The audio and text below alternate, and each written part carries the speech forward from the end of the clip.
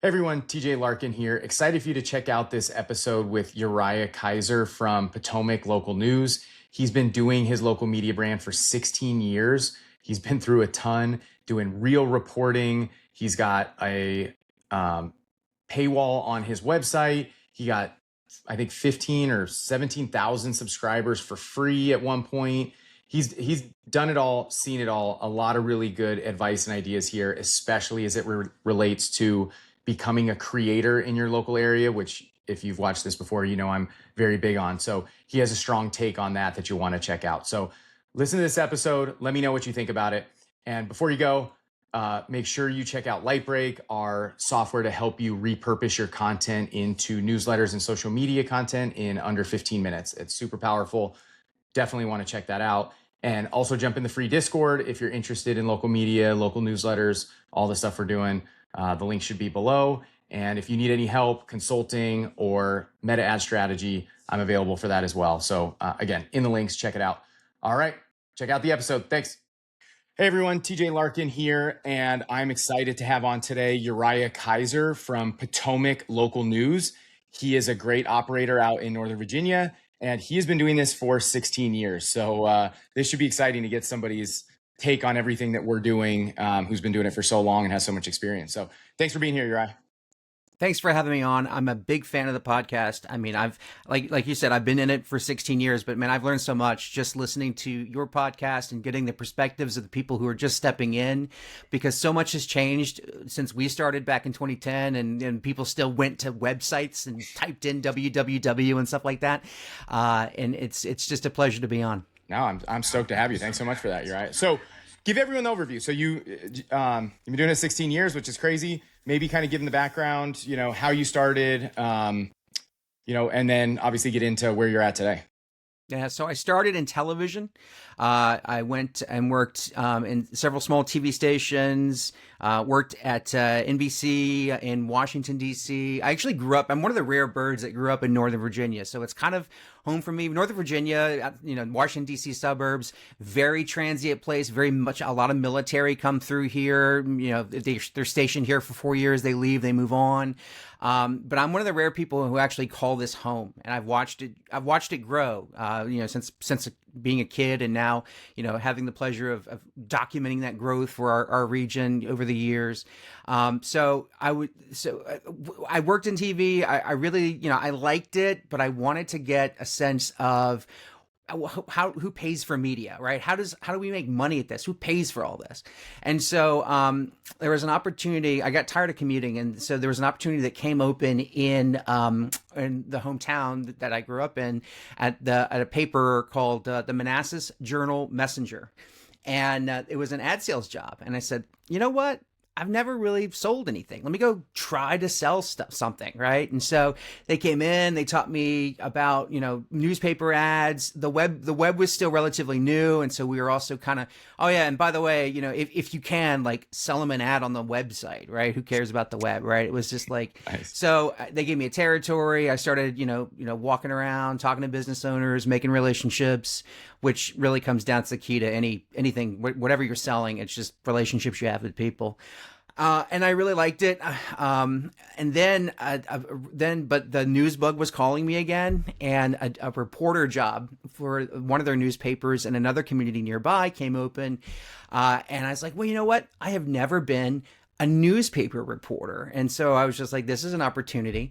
Let me go try it out, because writing for television is a lot shorter than writing for newspaper when you're or news article, like a traditional article. When you write for TV, it's real short. It's really visual. That you just let the video cue the story, drive the story.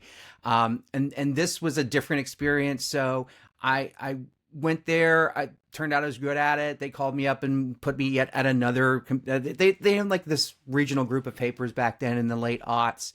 And because they figured out I was really good at chasing fire trucks and cop cars and going to house fires and homicides and things like that. So they's like, look, here's a laptop, here's a police scanner, hang out in your car all day, email us news and photos, and we won't bug you as to where you are, because obviously we'll know where you are. But I loved that job. Now, What I didn't love was the pay differential from being an ad sales guy who was making decent money to being a news reporter who was, picking and choosing what bills I wanted to pay that month. But man, I mean, it was sort of the life of kings because I didn't really have a boss telling me where to go, where to be.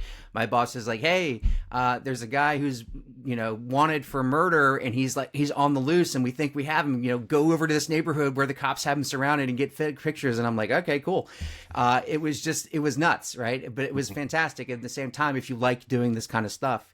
So eventually, the newspaper that I was working at, many newspapers across the country we've seen over the past 15 years, they started to shut down slowly but surely. They started with layoffs and then they closed the press and they started printing the newspaper in Richmond and driving it up 90 miles every day, on a flatbed truck. And so eventually, I said, you know what, this newspaper that I work at, which I actually delivered it as a paper boy as a kid when I was growing up. I said it's not long for this world, right? So they're going to close. And so I said, you know what? I can do this. I want to do this. I want to keep local news alive in the community in which I grew up in. So I started Potomac Local in 2010, and the newspaper I was working for closed 2 years later. So we've been at it every day. We cover, we have an area. It's 3 cities, 2 counties, more than 1 million people if you Oh, wow. put it all in together. Okay. Very densely populated area. It's a very diverse area.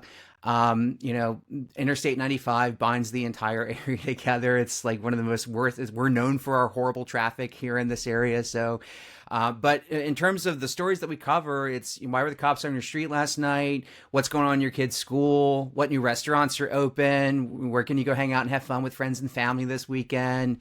Those bread and butter stories really do well. I don't really do anything with Washington, D.C., but despite our proximity there, I rarely write about the president or what Congress is doing. It's really just the news you're not going to find anywhere else. There still is a lot of local TV in Washington, D.C., and I have relationships with the TV market, the TV stations in the market, and sometimes they'll have me on to talk about their coverage of what we're doing down here, because sometimes it's a lot for them to send a reporter down to do a night, regular news story, unless it's like a homicide, unless it's a plane crash or, big fire or something like that. So, old adage in local news is if it bleeds, it leads. So, they'll definitely send somebody down here for that. But, but sometimes, and now with creator relationships, creators becoming what they are, I think a lot of these legacy media, especially in TV, are going to lean more heavily into relationships with creators to bring them on and talk about what it is that they're doing in their communities. So we reach 100,000 readers on, I should say we reach readers on 100,000 unique devices every month. Our newsletter goes out to 18,000 every day. Twitter, X, Facebook, Instagram.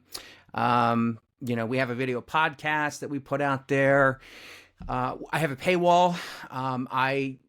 In 2017, I spent the entire year thinking, man, what's going to happen if I put up a paywall and start asking people to pay? It's like you've given everyone a free ride on a bus for nearly 10 years. And then one day they're going to get on the bus and you're going to put your hand out for money and they're going to be pissed off. And some were, but actually now the majority of our revenue comes in from that paywall. And so, 98% of the stuff on our site remains free to read, but it's just that, it's sort of the nitty gritty, down the detailed, can't get it anywhere else stuff that, we've spent a lot of time on researching, or we've sat in a long meeting, and we know that we have a exclusive story. We'll paywall that. So we've got about 500 subscribers that pay us about $100 a year to access 100% of the content. We do fewer ads for subscribers, for members. We don't do ad free. The ads that our members see are actually ads that we sell. sold Mm. locally. They're not network ads. We feel like the ads that we sell are just the same as local content, because they're mom and pop businesses. They're in the community. They're trying to make a name for themselves, and they're relying on us to help them do that. So we feel like our members should not only see that, but we should. That's a selling point for us, because we then turn around and say, "Hey, listen, not only are you going to be seen by X amount of people who visit our website, on a regular basis, but a portion of that are people who are actually paying to see your ad." So it kind of works on a sales tip as well. No, that's a lot. That's super, super interesting. So I have so many questions for you, Uriah, because you went over a lot of things. Okay. First is the thing that jumps out at me is that it sounds like you're doing almost a combo of what I would call the traditional local media angle of real reporting, real stories, murders, whatever, all the stuff you're talking about. But you're also doing the angle that people like me do, most people on the show, in terms of family events, what restaurants are opening, newsletter focused. Am I right about that? How do you think about that? Yeah. So I look at it as like a dinner plate, right? You have your meat and potatoes, which is your traditional news. This is what the city council is doing. Your taxes are going up. This is what the mayor is talking about, school board. And then but then you need something like sweet and light and fun to eat, right? And so that on the plate is the new restaurant openings, the new business features, events, and things like that going on. So you try to give your audience a balanced diet, and it comes down to, yes, you give them the things that they want to eat, but you also give them some stuff that you feel like they should be The eating. veggies. Yeah. Yeah. So yeah, the veg. Right. Exactly. Yeah. Exactly. It's kind of like that. Yeah. Okay. No, I love it. Quick reminder here about things that I can help you with. Number one is running meta ads. If you're struggling with that or want help with getting meta ads for local newsletter subscribers, check out my website at Local Media HQ, or you can email me at tj@localmediahq.com. Also, check out what we're doing as far as managing local newsletters for people or businesses who want to run local media brands in their community. I can help with that. And then finally, make sure you check out the software, lightbreak.ai, where we are making newsletter creation very easy for local media people, as well as YouTubers or podcasters as well. That kind of accidentally turned into something that's insanely valuable. So if you're creating a podcast or a YouTube and you want to have a newsletter for it, we can do that extremely easily for you and make it beautiful and quality for your audience. So check us out, any of those places, and back to the show. Okay, so that makes a lot of sense. I actually really love that. Now, of course, what I hear when I hear this is sounds hard, sounds like a lot of work. So my first question is, do you have a team? Is this all you? Like, how are you doing all of this? I mean, you said so you're doing 5 days a week, so you're doing it every day. That's a lot. You said every channel. I mean, even though I know a lot of that may be able to be repurposed, but still, that's still. I mean, just getting it on those channels a lot. You're doing the video podcast. We should talk about that in a minute. Like, you're doing a lot. Do you have help? I do, and it's interesting. We have a lot. So I'm I'm the only full-time employee of the company.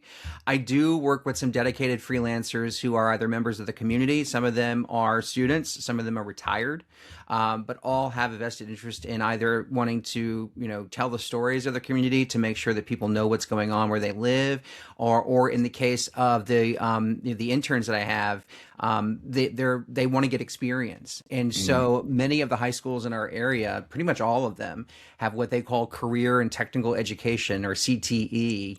And since 2022, we developed relationships with those programs, and we bring them in, and we select the interns. They apply through a Google form that we've made. I mean, it's not a super huge lift to get them in the program. We just want to make sure their goals align. We want to make sure we're serving them as much as they're serving us. But it's interesting. I was really going. I was considering selling my business in 2023.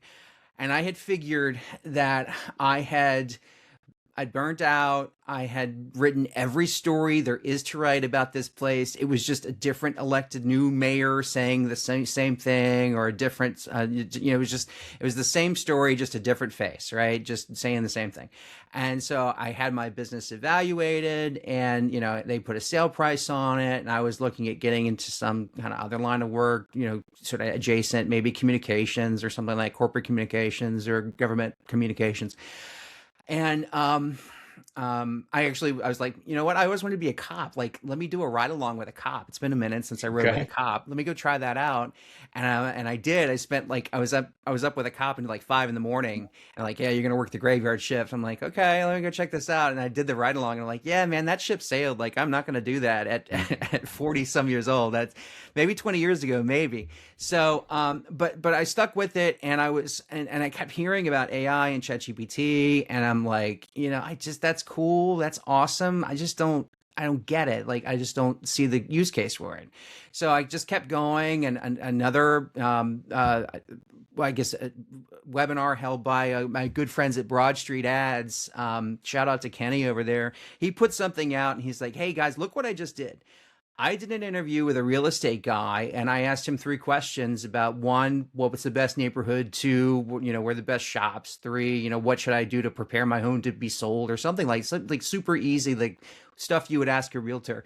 And he's like, look, I got three sponsored posts just by putting the transcript into ChatGPT, and my world changed immediately, because I went from, I mean, some of these meetings that I used to have to go to, 3 hours, 4 hours, 5 hours. That's not long. I mean, I went to a meeting that went for 27 hours one time. Started one day, ended the next. No breaks, no sleep. It was just just marathon session, and that was one of the reasons why I'm like, man, I'm burnt out. Like, I don't really Mhm. want to keep doing this. But now, working in transcripts, working with AI, it really changed everything that we're doing. And so we have we, over the years, we have a strict policy that we put out there. Hey, this article was produced with AI and reviewed by humans for Mhm. accuracy. We're sure to, like, it's like good information in, good information out. So we don't tell it, hey, write a story about the gondola in, Mhm. in Northern Virginia, and tell me why they're going to expand it all the way to Maryland, because there is no gondola in Northern Virginia, but AI would probably write a story about it and talk so Mhm. awesome about it. But so we've decided that, we feed it the transcript, we feed it the stuff that we know is accurate, and Mhm. then we get good stuff out, and we can do so much stuff with it. And we're actually very blessed, because but our area, a lot of the boards and commissions really adopted video, putting their meetings online prior to COVID. So it was, and Mhm. so, and then the ones who weren't doing it by COVID, they were definitely doing it by then. But yeah, no, it's really changed everything. It's allowed me to tell better stories, more in-depth stories. Sure, I mean, I guess, once people learn how to do it, I mean, anybody can do it. But really, this game is consistency, is Mhm. showing up every day, Yeah. knowing your audience, knowing what they want, serving them, just every single day. And so that's part of our strong suit. Yeah, no, that's awesome. I mean, it makes so much sense. The idea of, yeah, you need to go sit in a meeting for 3 hours and handwrite notes and then go write a story. I mean, it's not viable in the world that we're in today, and it's unnecessary because AI can do it really well. To your point, um, the trade-offs, in my opinion, are not worth it, right? Being the perfectionist is going to get you crushed. Whether you feel good about yourself for doing it that way, if you want to just be generous and do things just because, go ahead. But I don't think that's going to work business model wise. So I'm glad, you obviously have figured that piece out, which is awesome. Um, Tell me about the newsletter piece. So you send 5 days a week. I mean, um, First of all, how did you get those subscribers? What'd you say? 18,000? So Yeah, interesting story. So our newsletter is just a plain old RSS of everything we put on the okay. site for the day, right? It's boring. I'm not in love with it, but it is efficient. It does its job. Hmm. And I'm excited to work. And, we've been talking with you guys about Lightbreak, and Yep. I'm excited to learn more about that and to see Yep. where we can go with that. So thank you for putting that out, Of course. because our newsletter really is, in need of an upgrade, Hmm. because we've been doing the same thing, really, RSS since we started. And so in 2011, we started that RSS newsletter, and then by 2020, it had by January of 2020, it had amassed a whopping. Now stand back, this is gonna blow your mind. About 3,000 subscribers, right, between 2011 and 2020. Obviously, Okay. it wasn't a priority. It was just Yeah. Yeah. something that I was Yeah. I mean, doing. yeah. And then so we were 2 years into our paywall, and we currently use Memberful for our paywall. We're based on WordPress, and we moved from Memberful, which I'm still with. I went back to them, but we moved temporarily from Memberful to this new whiz bang thing that was really cool at the beginning, and then didn't turn out to be so great. And I don't think it's around anymore. But what it did have was a nag wall. And so you would hit the site, and it would allow you to read 2 articles for free, and then it Hmm. would ask you to enter your email address, and then it would allow you Yep. to do like 2 or 3 more, and then it would be a hard paywall, like a hard stop Yep. until you subscribe. Our list in a year went from 3,000 to 20,000 plus, because I asked Yeah. for people to enter the That's email address. basically It was what you just a did. simple Yeah. ask. Yep. Now, COVID helped. We had some Hmm. riots that year with the BLM, George Floyd type thing. We had a lot Hmm. of that going on here, just in the suburbs of Washington D.C., which was a rarity. I mean, normally when things happen, it happens in like Washington D.C. Yeah. Yeah. downtown. It rarely happens in the suburbs, so that was different for us. So that drove a lot of traffic that year. Yep. But I'm very fortunate. Like I've never in 2016, 2017, I bought some Facebook. Before it was called Meta. So I bought some Meta back then, and I was looking to grow, capture email addresses back then, or likes, or whatever it was. It's been so long ago, but I've never really invested that much into growing an audience. To that point, though, I could not have grown the way I've grown overall if I put up my paywall to begin with, Mm. because my early growth was a lot of breaking news, house fires, traffic crashes. What are cops doing? You have your police scanner on. You're like, okay, wow, there's a house fire over there. Put it out real quick. That stuff goes viral really quickly. Mm. The problem with that is yes, you're building, you're growing your audience, you're building your brand, your stuff out there, but those people typically don't return. They don't like, oh, okay, well, I read about a house fire over here yesterday. Let me go back to where the house fire was and read what happened today. That generally doesn't happen. You're not really building a like brand loyalty. So back then when I started, Facebook and all the socials were, let's put your stuff on our site and we'll put traffic toward your site, right? That's Hmm. use us for that. Well, then Facebook, put all kinds of money into courting us journalists. They called us to these meetings across the country, and they would tell, hey, we've developed all these tools for journalists. We want to be partners with journalists. This is our new big thing to build trust. That's gone. They don't do that anymore. They Oh, completely they dumped shut that that down. program. Yeah. Now Yep. it's everybody, do it on my platform. Don't do it at all. So Yep. so my point is, I didn't start with a paywall. I wouldn't have grown if I did, but I got to a point where I could do it, and it's worked out. Yeah. No, that's awesome. Um, okay, tell me about the podcast, and maybe weave in there something that you had mentioned before we jumped on, was about how you, I guess you would say, take an opinion. You're opinionated, in whatever fashion that is. So tell me kind of maybe about the podcast, how you're kind of, maybe it sounds like you're kind of moving toward opinionated content, and then of course why, which hopefully people already know, and we can kind of dig into why that's so important given where the world is going. But go ahead and tell me Well, about that. I'll probably start with the why first, and then get Yeah. into what we're Yeah. doing. Yeah. There you go. Yeah. Um, You know, I I think it's great that so many people are seeing the opportunity in local, and it's very easy. It's a relatively easy lift to just kind of repurpose content and go out and grab press releases or social media updates, and put other people's content in in an email and send that out. And that's great. It's local. It's unique. It's different, and it is obviously the new thing.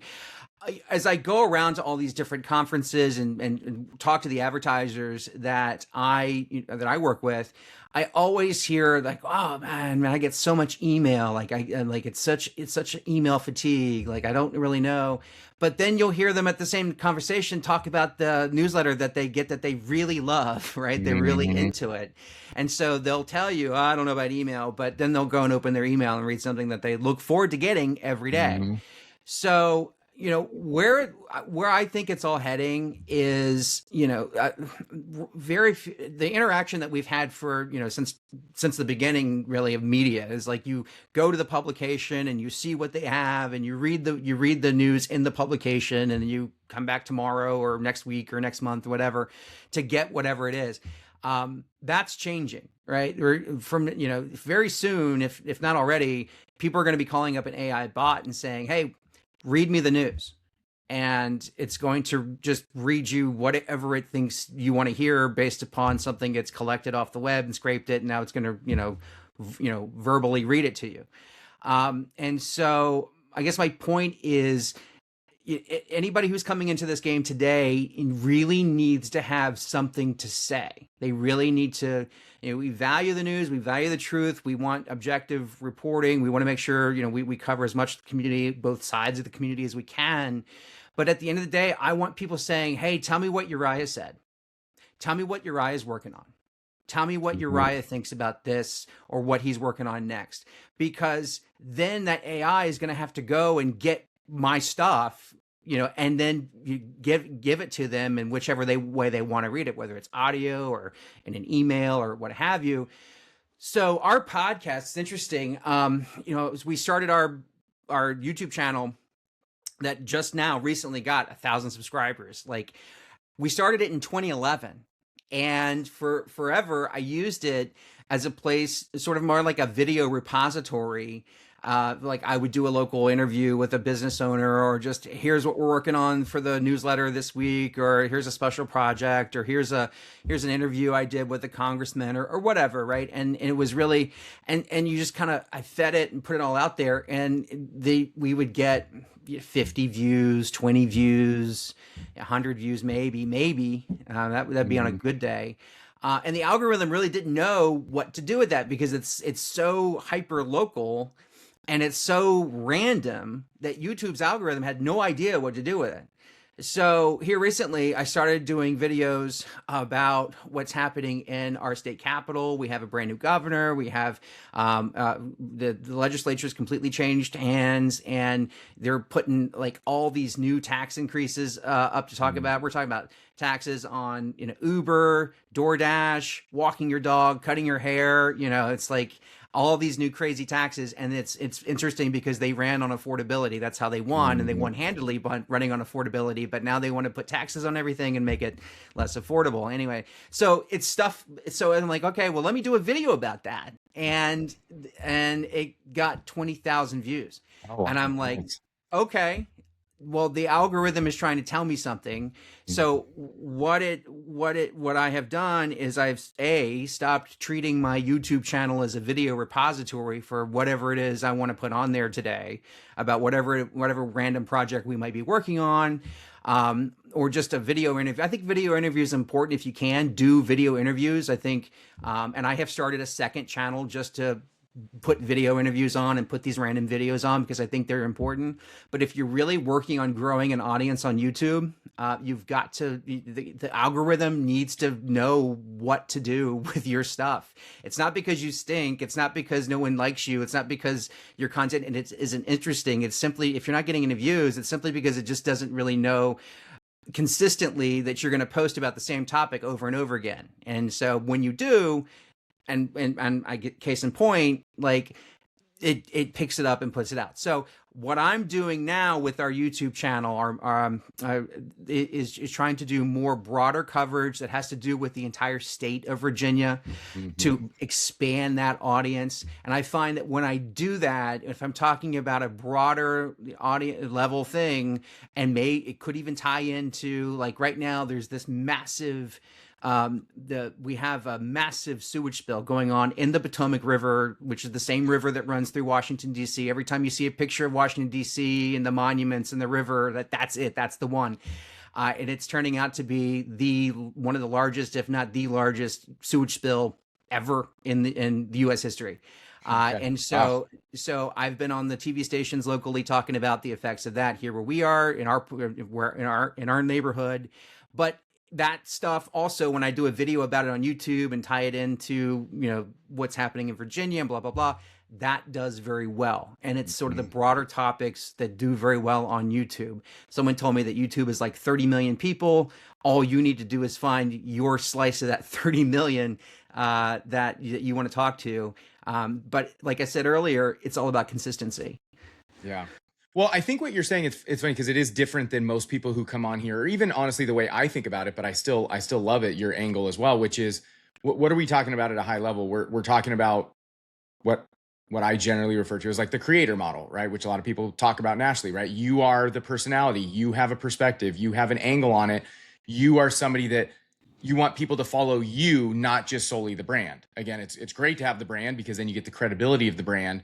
But what are people following? They're following you, and that is the future, I think. So whether it's, I don't think you have to do it as kind of political true reporting as you do. That is one angle. Of course, the other angle is just being a fun personality that people like to see doing fun, cool things in your community, helping businesses and helping people. That's just another angle. But they all kind of converge on this idea, as you stated correctly, is how do you stand out if AI is able to just kind of curate things for you? You need to be somebody that people want to follow. And again, I think people are already doing this. We all know about the creator economy, but I think it's going to grow significantly, especially locally, right? It's already pretty big nationally, but it's not very big locally. It's going to get way bigger, right? So now's the time to capitalize on that.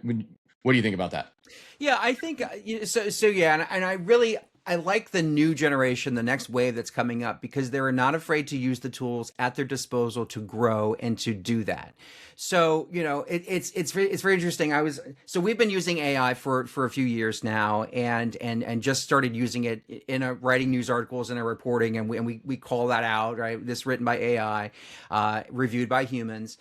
But it's always been like, especially in journalistic circles, it's like, that's, you don't mention it, you don't Yeah, talk yeah, about it. yeah. Like, there's a Yep. story out yesterday or today. The Cleveland Plain Dealer has told their reporters to upload all their reporting into AI and let AI write the first draft of the article, and everybody is clutching at their pearls. They're like, oh my gosh, it's the end of the world. Journalists have a lot of rules that we do respect, and they're there for a reason. I'm not knocking them, but they have a lot of standards that really, in my mind, only other journalists pretty much care about when it comes Mm-hmm. to crafting the lead and the headline and getting the perfect questions. And they like, and it goes back to the old adage, maybe especially in the creator economy, like done is better than still. I think having it done and putting it out is better than just stressing over certain specific details of what font to use or what color palette to just getting it done, doing your thing, getting your art, your journalism, your news, your whatever it is that you put out there, sharing it, making sure it's accurate and it's good and it's up to your standards. But at the end of the day, um, we have to use these tools that are they're not going anywhere. And they have made our work better, and that we were able to serve more people in more ways. So yeah, I really respect that about the next wave coming in. Mm-hmm. Yeah, absolutely. No, that all makes sense for sure. Tell me about ad sales. So again, it is interesting that you kind of wear, or even before you had your own, were kind of wearing both hats, which already seems kind of unique. I think most people who like journalism don't, like, they're kind of not anti sales, well maybe, but they don't like it at best. So the fact that you did both and seems like you were good at both is pretty cool. but and especially beneficial now that you own your own, right? But you know this, that this is where most people watching the show struggle the most, including me. So how do you do sales? Any ideas, tips, strategies that you found that help on the sales side? So I'll tell you, I've learned one thing in my years of doing this, and if you're not in front of the people that you're trying to sell to or trying to to work with and be impressed with, to be impressed by you, if you're not top of mind, then you're not going to get the sale, right? You've got to be out in the community. You've got to be attending, networking events. You've got to go to mastermind sessions. Wherever the business community is. Chamber of Commerce. I'm a member of the Chamber of Commerce in our area. I go to. There's a group called 1 Million Cups through the Kauffman Foundation. It's a mastermind. I go to several different masterminds. I'm a member of some trade associations, and so all these just to hold regular meetings and you could be selling the cure to cancer, but if they don't know you like personally, they're not going to buy the cure for cancer from someone they don't know. I mean, they'll be very skeptical of it until they get to know you, because at the end of the day, just like the creator economy, they're buying you. They want to know you. They want it because I mean, all these people. It's interesting. I'll have a freelancer come back to me, especially my ones in high school, and they come back and they say, Mr. Kaiser, you told me to go write about this business, this new ice cream shop that opened up, but they were very hesitant because they wanted to know how much I was going to charge them for the ad and blah blah blah. And I'm like, yeah, and I have to explain. So many of these business owners, they get hit up all day long for ads, for subscriptions, for all different kinds, for whatever, all day long they get hit up. And in addition to that, they're putting out fires for people who didn't show up to work today, or clients that are pissed off. They're trying to make them happy. So, so once they get to know that you're not going to be another problem for them, and that you're going to do what you will say you will do, and prove that their ad did go up and it did get seen, then you're going to build a relationship that's going to last for years. And that is fortunately what I've been able to do with a lot of the businesses that I have. I mean, we've become friends. We've known each other for years, and we refer business back and forth. But again, it's being out there, putting your face out, getting known, getting trusted. And in the world where we can't really trust anything we read and only half of what we see, at the end of the day, all of us in this business, we're selling trust. I 100% agree. Yep. And it's only going to get more true. So I love that. What are you thinking about? This comes up a lot. I just had Justin Gordon on again, and it's coming up a lot all over, not even just in local, not just local media, just in the whole world. Everybody's talking about events, right? In person. Again, same reason. Everything is all boiling down to the same stuff, which is it's all a trickle down from AI. But the fact that in person, just for everything, is going to become a big thing. Is this something you're already doing? Are you thinking about it? What are your thoughts on events or doing anything in person? So we have done over the years, we have done a few events. Some of them have worked out really well. We've done like a 40 under 40 one year, and we had some Redskins. We had some Redskins players come down for Washington D.C. and somebody knew the Bentley dealership, so they called the Bentley guys down. They brought some Bentley cars, and we all got to sit in them. And we had a golf course. It was actually a really fun event. It was really well attended, and one of the key things that really worked from that is we printed up certificates with our logo on them and said 40 under 40. And I think we put their picture on it to, we used Canva or whatever it was, Photoshop, whatever it was, to make the certificate. And we put it in a dollar store frame.